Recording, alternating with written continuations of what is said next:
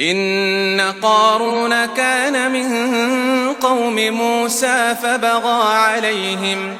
وآتيناه من الكنوز ما إن مفاتحه لتنوء بالعصبة أولي القوة إذ قال له قومه لا تفرح إن الله لا يحب الفرحين وابتغ فيما آتاك الله الدار الآخرة ولا تنس نصيبك من الدنيا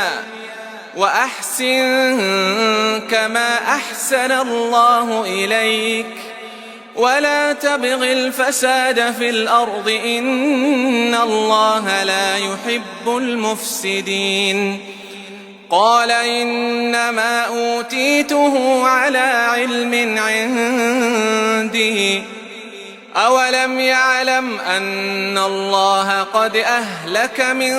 قبله من القرون من هو أشد منه قوة وأكثر جمعا ولا يسأل عن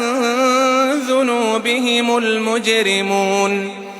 فخرج على قومه في زينته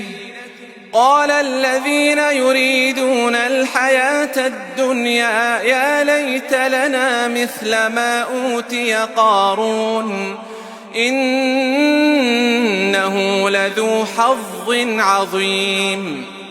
وقال الذين أوتوا العلم ويلكم ثواب الله خير لمن آمن وعمل صالحا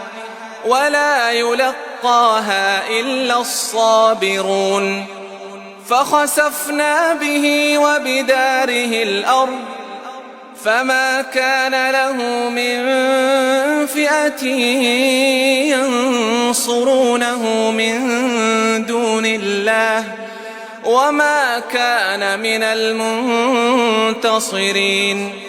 وأصبح الذين تمنوا مكانه بالأمس يقولون ويكأن الله يبسط الرزق لمن يشاء من عباده ويقدر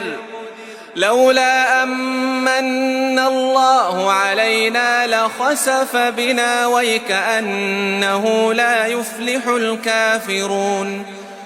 تلك الدار الآخرة نجعلها للذين لا يريدون علوا في الأرض ولا فسادا والعاقبة للمتقين.